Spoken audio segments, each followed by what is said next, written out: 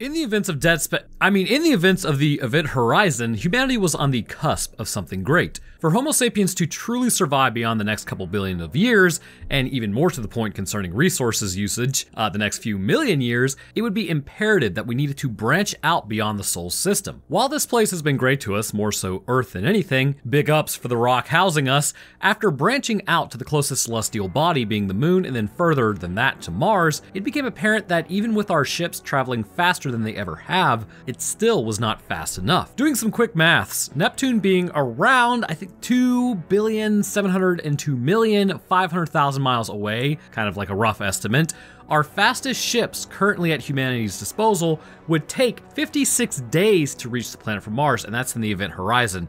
Current day and age takes way longer than that.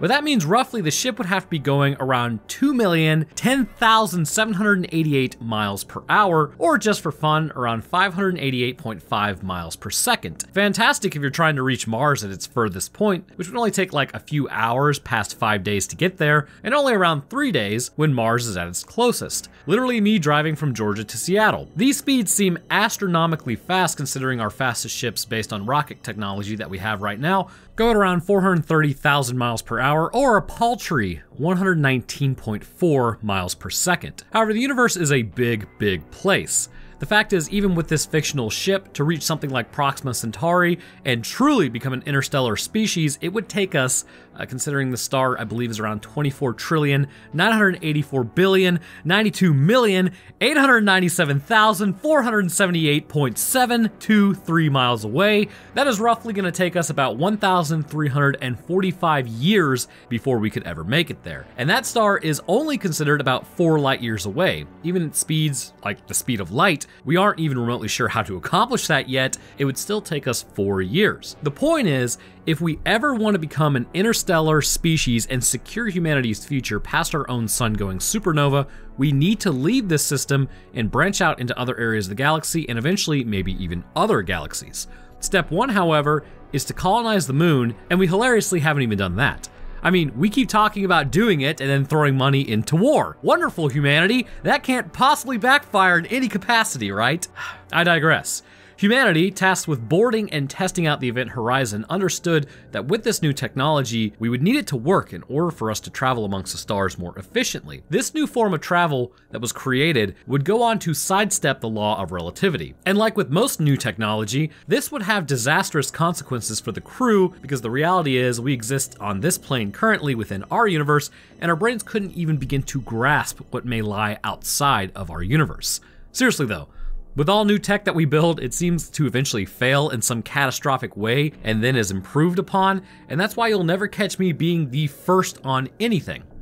Anyhow, with the meat in our skulls attempting to grasp what the fabric of reality actually is, it's like trying to teach a cat how to do calculus 3, they just lack the mental faculties to deal with that information. Upon the event horizon entering a self-generated portal, it became rapidly apparent after 7 years when it showed back up, it must have gone somewhere that it possibly wasn't supposed to, or at least we now know what lies just beyond the veil of our universe, and it isn't good. Literally, it's the warp. So in today's episode, let's discuss not only the supernatural element or potentially supernatural element to this event, but also the impact that gravitational waves generated in close proximity to the human brain would have. And I mean, it's also spooky season, so let's cover something that, as the joke implied, literally is a precursor to Dead Space. So we kick off our story with this being Paramount, so I'm completely screwed once again, Godspeed, editor. As we head into space, we look at a black hole warping the fabric of reality. There was actually an event where 2 black holes merged like millions of years ago, and the gravitational waves just hit Earth recently.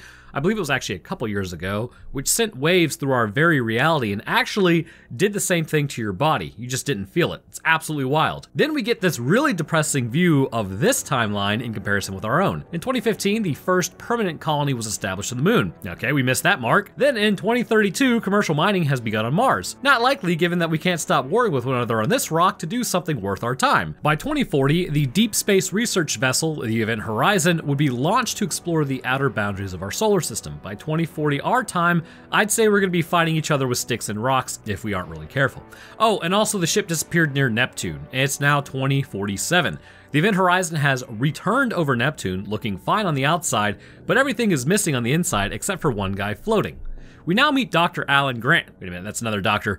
We now meet Dr. Weir. He's in a padded room looking at a shrine to a woman. Seems about right. Looking outside, he's on an expansive space station above Earth in low Earth orbit. The Lewis and Clark picks him up as they are on a search and rescue mission. They are upset because they were on leave as Morpheus tells them they know the drill. Also, in the future, nobody uses ladders the way that they were intended to. They all just slide down them for some reason. It's the cool way to move down a ladder. Weir, which is short for weirdo, tries talking to Morpheus, but he's not interested in it, as he just professionally tells him to go pound sand. They get the ship ready to go jump as they set up Weir to enter stasis. They tell him that if he's outside of the stasis tube and not in that fluid when they start their jump, it would liquefy his skeleton as they hit 30 Gs, going from a slow crawl by comparison to over 2 million miles per hour that quickly. Actually, fun fact, you can survive 40 Gs for about 1 second. 10 G is the theoretical limit for humans to exist in concerning, staying alive with non-grievous injuries, with 30 Gs being about the point where severe injuries begin to happen. So I'm not sure if like 30 G would liquefy your skeleton, as skeletons are pretty strong, but it would most certainly screw up your neural connections by tearing brain tissue away from other brain tissue, along with basically anything else in your body. Cellular adhesion is only just so strong enough, and with those forces acting on the body, it's highly likely that this would overcome as tissue then pulls away from one another, and you would basically just bleed out is what I'm trying to say. But to that point, everyone always dunks on Yamcha and Dragon Ball Z, but it's important to remember that this dude was absolutely just a regular Homo sapiens, but survived 300 Gs for around about 30 seconds in the hyperbolic time chamber before he was able to lift his arm and turn off the increased gravity. Yamcha, despite getting dogged on, still had that dog in him as well. Moving on, they then put Weir in a pod as they begin their 56-day journey to Neptune. Weir awakens in stasis, having heard his name called. He exits his pod alone and then calls out, but nobody answers. Eventually, his shrine room opens up. Okay, then that was on the low Earth orbit one. That should probably be a little concerning. As he heads deeper into the ship, he finds a woman sitting in a chair. And remember, it's the 90s, so nobody can be wearing a shirt. God bless the 90s. It's his wife. She's got no eyes as Weir wakes up in the pod and exits before almost drowning. So they just kind of casually left him in there without his mask for a period of time. Guaranteed to not be a problem. That, along with the ladder sliding, I mean, future OSHA must be having a field day with these write-ups. God, that was a lame joke. So they go to give him some coffee as he's still a little bit disoriented, and Morpheus tells the crew to move it and get to the bridge so that they can start this thing, as hilariously Peters then watches what would be, I assume, like a tablet of some sorts, except the footage is from basically a camcorder, like VHS style. Man, we spent too much time in our timeline making video and pictures clearer when we should have been focusing on space travel. Crap. That would explain people's obsessions with themselves now. Have you seen Instagram? Look me in the eyes and tell me people actually look like how they portrayed themselves. No shot. So the crew then celebrates that they have successfully jumped as they go through the crew's jobs and whatnot.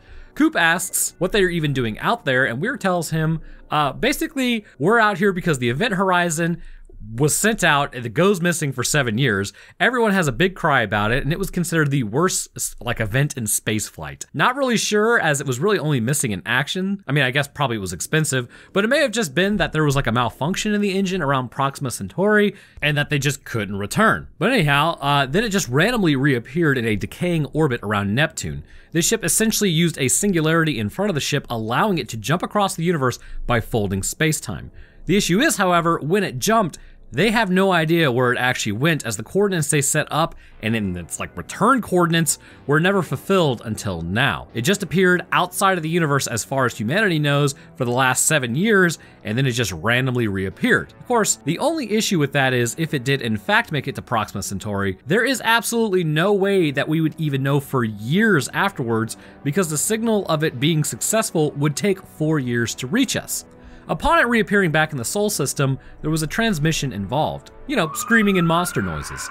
They actually know this as well, and so the obvious choice should have been to not go on the ship with no countermeasure whatsoever, but one of the crew recognizes what was being said as Latin in the recording, as he says it says liberate me, or save me. But is it really? We will see.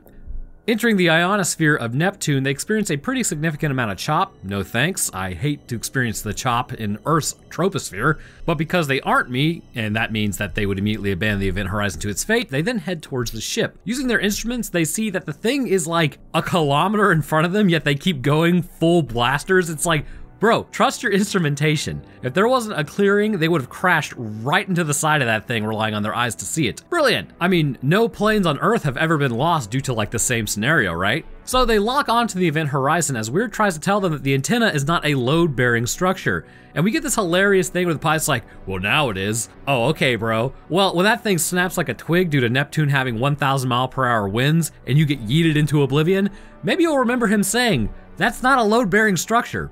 They then conduct a scan for anything biological or living within the ship, and they seem to get hits all over the ship technically, but can't nail down where anything individually is. Trace life forms, they call it. Where are the force multipliers? Morpheus tells Dr. Weird to stay on the ship while they clear the event horizon. Heading to the ship, they release its cold atmosphere as they cross over, and there is no artificial gravity. As they conduct their search, they continue to see no one as Dead Space Hand then floats by Morpheus, scaring him.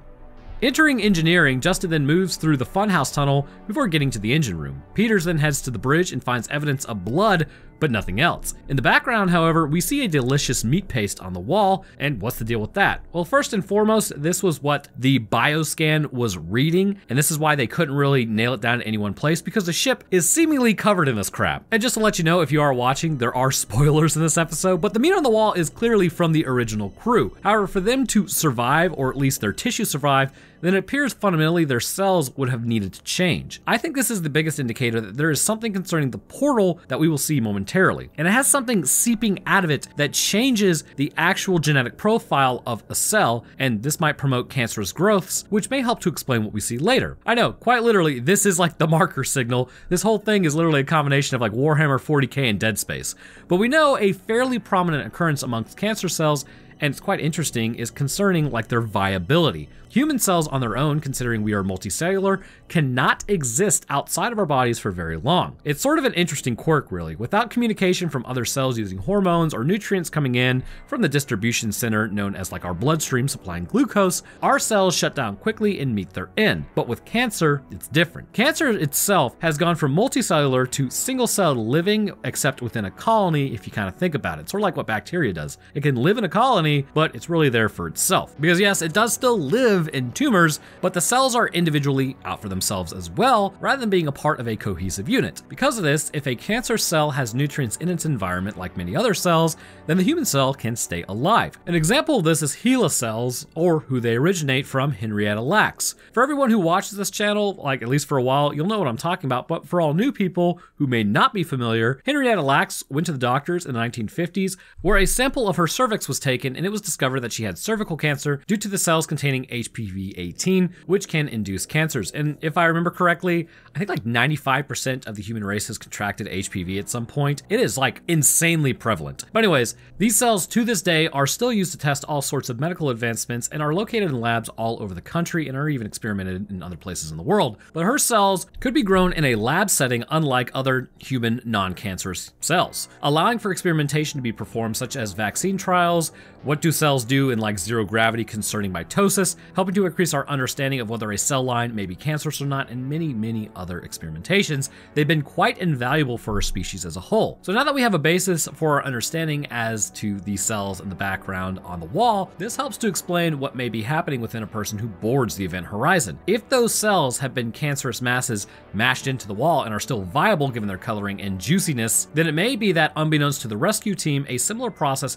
may be happening within them as well, leading to a divided issue of hallucinations and their own cells becoming cancerous. But before we get there, we need to see more evidence for this. Ware then calls out to Peters and tells her to grab the ship's log, which is a CD, which made me laugh. Like, I mean, I get it. At the time, this is what they would think that, you know, would be in the future, like 20 short years from now, where CDs, those would be prevalent. But we are almost now at like a petabyte solid state hard drive. It's hard to think really what we might have in another 23 years. But Peter turns around and immediately spots a member of the crew. His eyes are gone and he's covered in cuts. They assume maybe an animal did this. You know, the animals that are famously on spaceships where when you hit your top speed, it liquefies any skeleton of any living thing that isn't in a pod. Those ones. Justin then finds the Singularity Core, and naturally the scientists made it look as demonic as possible. You know, for funsies. The core then opens up as liquid appears in the middle. He puts his finger in there before doing the most unhuman thing imaginable, and then uses his whole hand, which then he's pulled into the portal. Bro should have used a stick, but this immediately sends out gravitational waves, shaking both ships, which sends Morpheus flying backwards amongst the rest of the crew and damaging the Lewis and Clark, which causes the atmosphere to begin venting out of the ship. So here's another issue that we need to talk about: gravitational waves. We exist within a universe where gravitational waves pretty much vibrate our very reality, and considering we are contained within that reality, we are vibrating a very small amount as well. Now, typically this isn't going to cause any major issues because despite us vibrating, it is small enough in increments that our cells and even our very atoms can compensate with really no issue. I believe if I remember correctly, the amount we vibrate is roughly about the distance of like a hydrogen atom, so not very much. But we cannot see this vibration because it is infinitesimally small, and that doesn't really strain our cells. And that's fantastic because it allowed for life to form and not be shaken apart. But the thing to remember is the gravitational waves near a black hole are much larger, and when the two merge, as mentioned previously, this can send out powerful gravitational waves, but by the time they reached us, they had diminished quite a bit, if I'm remembering this correctly. With the core, the visual warping of space-time being perceived by our eyes, I believe may have damaged the human brain to a degree, which is why, at this point, everything begins going sideways for the crew. Not only are they dealing with the hypothesized possible signal emitting from the very ship itself, which may be altering the human genome, but the blast from the core has also damaged the physical connections within the brain. In other areas of the body, it wouldn't be as bad, maybe some bleeding, but the body would recover. However, with the delicate neuronal tissue of the brain itself, with connections being lost through physical forces severing them, this allows for the brain tissue to begin misreporting what it is taking in from the senses, and we will see more evidence for this shortly. Cooper then goes to get Justin and grabs him, but he's non-responsive. Ware tells the crew that they need to get to the event horizon as Peters gets gravity turned back on the ship. So now they are stuck on a demonic ship where everyone went missing and they're finding mutilated bodies and tissue on the wall. Very nice. Morpheus orders a status report as they say the antennas are fried and they can't get help. You know, I wonder if maybe it wasn't because it was like a load-bearing structure that they had these issues. This whole movie is humanity being screwed by its own hubris, if you haven't noticed yet. So the CO2 scrubbers seem to be broken, and they should have around 20 hours left of air. Smith finds damage on the Lewis and Clark, but it'll take him a while to patch. And this is why I believe to a degree they are all suffering from brain damage as well. The gravitational waves were enough to shear weak points in the ship, thus venting it into atmosphere. So think about that shearing force and what it could do to the human brain as well. Over in the medical area, Justin is alive but non-responsive to any stimuli. As mentioned, brain damage could do this. Higher areas of the brain that are either having difficulty contending with this damage could be a very real reality, with the body using the lower areas of the brain for life support, but it also may be possible that the body is just continuing on without influence of the brain, which could be possible for a short while, just not long term. Coop then talks to Morpheus, telling him what he saw. Ware says it's impossible because the gateway can't be open, the gravity wasn't on. Okay, Ware, counter. The ship wasn't supposed to go missing for 7 years either, right? The ship wasn't supposed to have its entire crew go missing, right? The ship wasn't supposed to open a literal portal to hell, which appears to be just right outside our universe's door, right? Then don't you think maybe, just maybe, a failsafe or two possibly failed, causing this issue? Hubris. Ware goes on to say maybe he saw an optical effect through gravitational distortion. Well, yes, technically they did, but that is more of a lensing issue than anything. He goes on to say space-time may have been warped, which caused the metal to flex, which caused the damage. And it was at this point that I knew brain damage definitely was present within all of them. There is no way metal would shear like that, and at least a few neurons wouldn't have been ripped away from their long-standing connections. As Ware explains how they built the black hole, Stark brings up how it is the most destructive force in the universe, and you built that. Like she's flabbergasted or something. I mean, to get us out of this solar system, we may have to break a few conventional rules of the universe, or we're going to be stuck here forever. And I don't see why she's so judgmental about it either. Before the black hole was the nuke, and before that was rocket fuel, and before that was fire. All used for man's gain and detriment. It's sort of like our thing if you think about it. With this information, Morpheus orders the sealing of the room, as Ware says, it's perfectly safe. Much like how Tommy Wiseau's sealing of the room would have benefited humanity as well, they should have done this from the beginning before it even got out. But yes, it seemed rather safe for the crew prior as well as what just happened. Just like how they said Tommy's movie was safe, and it caused brain damage to me as well. Over in medical, Peters is trying to find some information on the log as she hears a noise underneath the cover. Grabbing a bone saw, she heads over where she sees a hand in the tent. Going over to it, we begin to see their minds are becoming affected. She spots her youngling with his legs torn up as she's grabbed by DJ, bringing her to. It's at this point we can actually see what sort of brain damage is showing up first. The frontal lobe of a person is associated with essentially the emotional brakes of kind of how we operate. It helps mitigate strong feelings and keeps the person in control of their actions.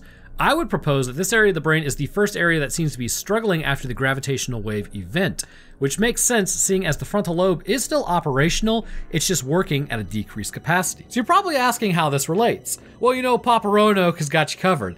As we will see, any strong emotional event the person has associated with a trauma in their past seems to pop back up. And this is because through the use of the frontal lobe, the person was pushing past that to a degree, whether that was them just leaving offspring behind around Christmas or leaving a crew member to literally burn to their end. This alarms people that the ship may somehow know their memories, but in reality, I think it's more likely they're just now forcibly having to deal with their memories. As we will see, the ship most certainly is emitting something. They might call it possession, but I don't really think it's possession, but it is definitely coming from the portal. But the brain damage that they were experiencing is allowing for negative thoughts and emotions specifically associated with the amygdala concerning traumatic events to pop back up and overwhelm the person when it didn't before. And again, because their systems of checks and balances within their brain have been disrupted.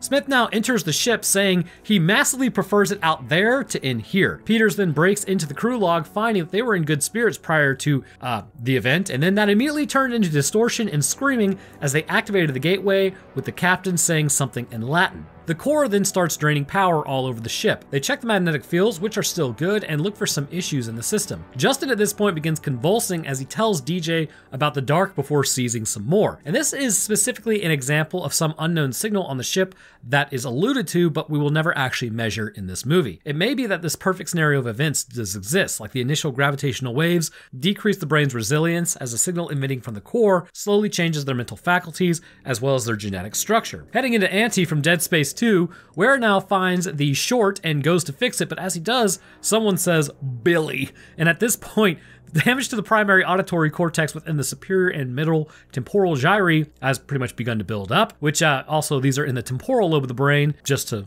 let you know that. But damage to this area begins to cause the auditory hallucination, and accompanied with a past trauma, the person will begin to hear and relive that past, at least somewhat. The power then cuts and he turns on his flashlight with the person whispering getting closer. He calls out to Morpheus as his wife appears in front of him again. Morpheus has his own problems now. He spots someone getting out of the water on fire. DJ says it was just hallucinations as everyone reports they are also starting to see things. From here, we can also see another area of the brain that has become irritated to a degree through the destruction of neuronal connections. The occipital lobe responsible for visual processing clearly has had some alterations to its functions given what we are seeing. There is a specific area of the occipital lobe being affected, though likely it is the whole thing to a degree. Something like the Brodmann's Area 17 would cause things like simple hallucinations, lights and colors and all that good stuff, like what I get when I have a migraine. However, damage to the Brodmann areas 18 and 19 in the primary visual cortices would cause a much more complex visual hallucination,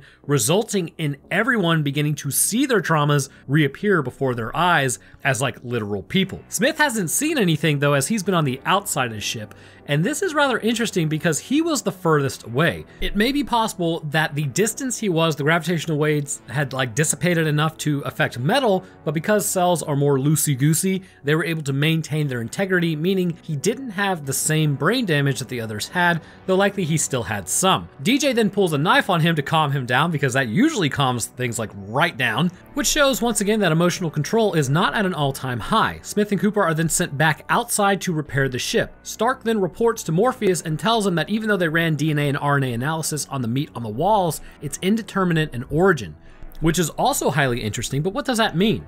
I believe this supports the supernatural element to all this, or at least we don't know what it is, so we have to assign it the moniker of supernatural. Yes, brain damage is prevalent amongst the crew. However, there is something emanating from the core itself that changes the genetic coding of humans, allowing for the meat paste on the wall to thrive. And really, this isn't too far-fetched of an idea if you think about it. Prior to understanding what radiation did to our genetic coding, people just existed around it like all the time and got cancer, which again, can live without the human body in some instances. The signal coming out of the core, we have no idea what it could be doing, but it definitely appears to change the coding of the former crew enough to make their genetic profiles unrecognizable. And this is likely happening within the crew that just arrived as well. The question from here becomes, is it targeted by something else on the other side, or is it just a simple consequence of this singularity drive existing in the first place, so it just passively releases this energy corrupting the human genome? If it is targeted, then that would mean there really is a hell on the other side causing this. But it is just as likely that the shielding used to contain the core isn't enough because they didn't know what they were trying to stop. The 3 magnetic fields allowed for humans to get close enough to it, but there is another potentially brand new to humanity universal force that is being emitted due to it being cutting edge technology that humanity didn't really know how to account for. Because again, how many black holes has humanity really had the chance to study up close and personal? We're usually looking at these things from like hundreds of thousands of light years away. But this is also why you'll never catch me being like within the first 1,000 people to use a new technology. This new force still isn't shown that if it's like an orchestrated event or just a passive event, but we will find out soon enough. But there's no shot it would have been me. Stark goes on to say that the ship is reacting to them, that the ship is alive and it's having an immune reaction to them almost, which I guess that's one theory, I suppose. But back at medical, Peters is pacing around as she notices Justin is gone. Not ideal. The power then begins draining around her as she hears something banging on the walls. The power overload happens as she runs for it and finds the rest of the crew. The power surge happens all around as Weir seems to kind of be in a trance and then tries to go and open the door. Payne brings him back around as they get an alert that the airlock has been opened. Justin has entered the airlock and they are trying to open it. Justin asks if they've heard it. It shows him things, some dark inside of him. This would more hint at that maybe this is like an orchestrated event by some unknown entity on the other side of the portal, more so than just like a passive universal force. Of course, the only issue is, like the rest of the crew, they all have their hangups, so would it be possible that Justin is also, having been that close to the core when it blasted him by gravitational waves, that he just kind of has the most amount of brain damage? This would explain his apparent coma that he went into that nobody else did, and it might be that his consciousness is only just now returning due to a massive external stimuli, whereas before he was in a trance-like state due to low levels of activity in the cerebrum, but now he's fully awoken. You can almost compare it to like sleepwalking in a nightmare of sorts and also sleep talking and then suddenly awakening. Justin then comes to asking where he is. Apparently, for some reason, you can't abort an airlock opening. Seems like a major oversight. The decompression begins as Morpheus goes to catch him. So what exactly happens when you're exposed to the vacuum of space? Not necessarily this, but let's talk about it. First things first, you don't explode. What actually happens is massive desiccation. It's been said that humans can survive for 1.5 minutes exposed to the near perfect vacuum of space, and chimpanzees can survive for up to 2.5 minutes. Little messed up that we know that. If you ever find yourself in the same situation, for some odd reason, maybe you're abducted by aliens, I don't know, Morpheus said it correct. You want to close your eyes, nose, and mouth, and like maybe try to seal up your ears as well. Blow all the air out of your lungs due to the pressure differentiation. Like take 10 deep breaths and then blow it all out. That'll oxygenate your blood. But if you leave your ears unsealed, they will rupture, so that's not ideal. The air and fluid will be sucked out of your mouth and nose, damaging delicate airways, and your eyes will be immediately starting to desiccate and have their fluid sucked from them. So you want to expel the air from your lungs as they could rupture due to the lack of pressure on the outside. Know that immediately the nitrogen in your blood will begin to form bubbles and boil, this knows the bends, due to lack of pressure as well. But if you can do all that, you actually have a pretty good chance of surviving if you can get back into a pressurized environment quickly. But because you can survive for 1.5 minutes outside of a ship, doesn't mean you want to hang out in a vacuum for like 1 minute and 15 seconds. By then, the damage to your body will be extensive, and it's very likely you will develop an embolism from the gas bubbles in your bloodstream, which will stop your heart or cause a stroke in your brain. Morpheus then grabs him as they get Justin stabilized while Ware keeps having visual hallucinations of the core. At this point, CO2 in the air will become toxic within 4 hours, so it's completely possible people are just hallucinating because they're breathing in a lot of CO2. They ask Ware what Justin meant when he said the dark was inside him. They expect Ware to know where the ship went and where it was, but Ware has no idea where this thing has been. Thanks for unsubscribing. Morpheus at this point begins having even more auditory hallucinations over his lost crew member. Upon its completion, it turns into a full-blown visual disturbance and he hears whispering. Morpheus starts telling DJ what happened. One of his crewmates went up in flames in 0G and he couldn't help him because he couldn't really get to him, so instead he shut the door and left his burning crewmate behind. Morpheus apparently never told anyone about it, but somehow the ship knew. And this is why I believe this is based on brain damage and an undiscovered signal coming out of the portal. DJ goes on to say that he thinks the recording doesn't actually say save me or liberate me, but actually says save yourself from hell. They now wonder at the possibility if hell is real and if the ship actually went there. It is once again literally the warp. So now they go to repressurize the ship and GTFO, as everything should be done in about 20 minutes. After running the filters over the crew log, they find out what happened. The crew of the Event Horizon tore one another apart in agony and glee. Joy bound. Look at that one guy offering up his eyeballs. It is also well known that people with traumatic brain injuries will sometimes turn to damaging their own meat suits, supporting the idea further that their brains are not contending well.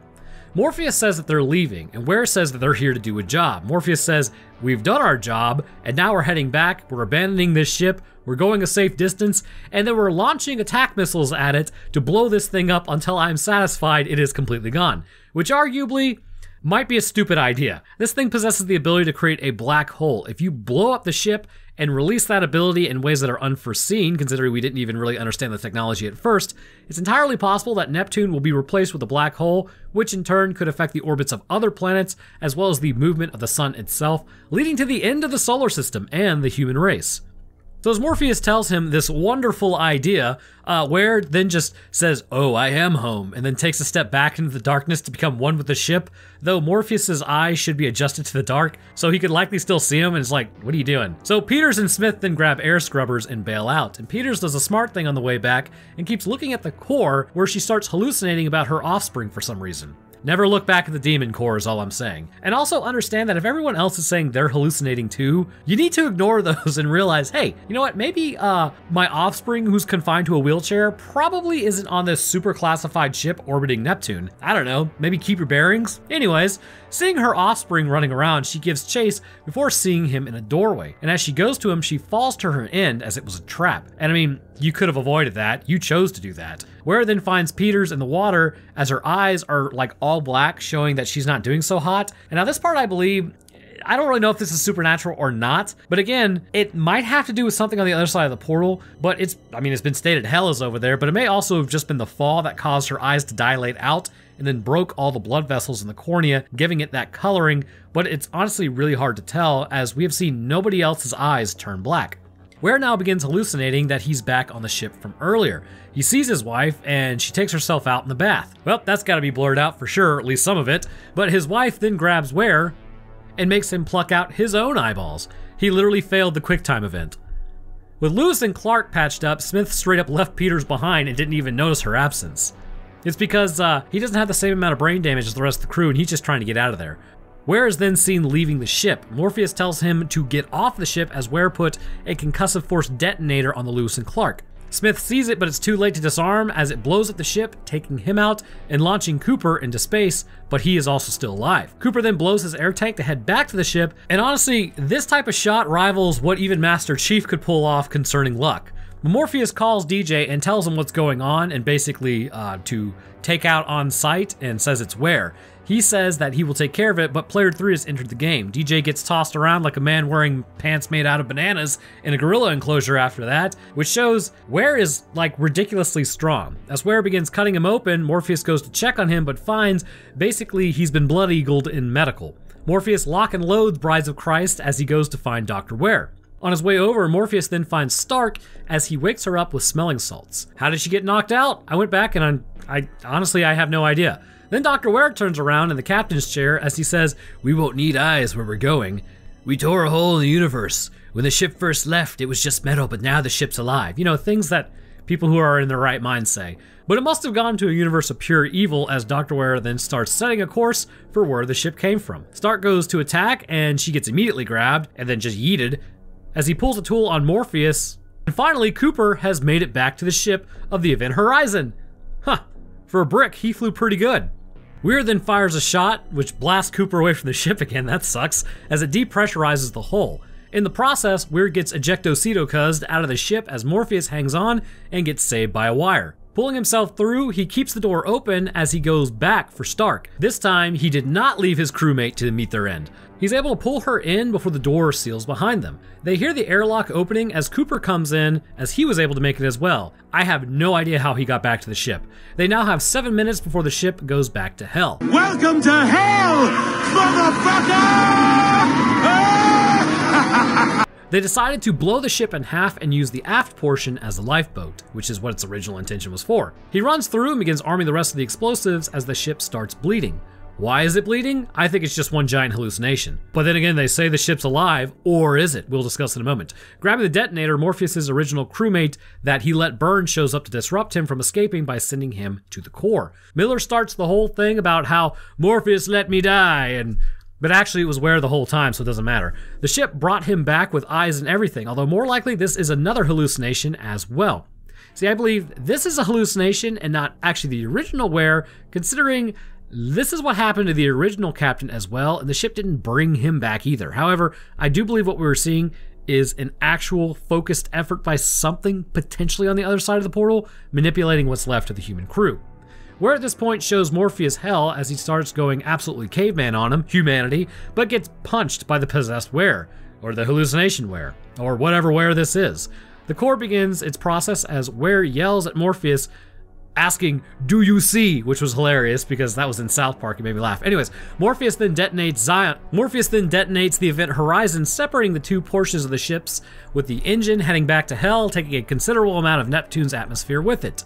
72 days later, a rescue squad is then sent out to get the remainder of the group. They open the tanks and release Stark at first as there's a fake out and she survived. She continues freaking out though as the rescue guy starts screaming about a sedative. I mean, like, give her a second to acclimate before just injecting sedatives into people. Isn't it like well known you wake up disoriented? And thus concludes Event Horizon. Here I believe I can safely say that the ship itself was not alive. Considering the crew had zero issues staying in the aft section after it was blown in half, why would the ship suddenly stop? That means it was actually emanating from the core and the core alone. It's clear there is something in the core that is emanating that can affect cells, which is why the meat paste on the wall is still viable, but could not be categorized as human because its genome had changed. However, remember, the ship had basically been gone for years, so it may take years for this previously undiscovered universal force to corrupt DNA, meaning the surviving crew is likely okay, sort of like how we can stand low levels of radiation with very little issue. However, just like getting closer to, say, the elephant's foot in Chernobyl, this is going to yield greater issues, and getting close to the core yielded the worst results for Justin, and the subsequent gravitational waves had an effect on everyone apart from mostly Smith, who was the furthest away when it happened. I believe this is mostly an event caused by brain damage, leading to emotional dysregulation due to the frontal lobe operating at a decreased capacity, with auditory and visual hallucinations beginning to build up the longer that they were there, leading to the crew to become paranoid and see things like former people who were involved in traumatic events with themselves, or even a ship apparently bleeding, which was likely again a hallucination as well. Does hell lie actually on the other side of the black hole portal? It's possible, but I think it falls more in line with some undiscovered force associated with new technology that humanity barely understood in the first place. But anyhow, I want to thank you guys for watching. If you enjoyed, then leaving a like would be very baller of you, and subscribing is a great way to stay up to date on when I post. Also want to hear what you guys think. Do you think this was a supernatural event, or something very much so based in our reality? Also, I'm bringing back merch with someone who actually makes good shirts, so when I have that link, which I should have it here within the next few days, I'll start posting that in the descriptions. I'll drop my Twitter, Discord, Patreon, and Roanoke Tales channel link, where last week we talked about the Jameson family disappearance. They went missing in the woods. Everything surrounding it was just very strange. Then 3 years, or like not 3 years, but a couple years later, they found 3 skeletons that nobody knows actually how they got there or why they were placed the way they were. It's pretty interesting. But getting back to patrons, I'd like to thank mine real quick. First, huge thank you to our 2 astronauts, Rosie Kinch and Elliot Roska. Thank you very much, guys. I also like to thank our astrophysicist, Des Dancer, as well as our scientists, Chad the Enjoyer of Explanations of B-grade horror movies, Florian, Lacune, Lucian Dragon, and Octavia Serpentina. And to the rest of my patrons, I thank you guys as well. Your help this channel is greatly appreciated, so thank you. But all right, that's gonna do it for me. I hope everyone enjoyed, and I will see y'all in the next one.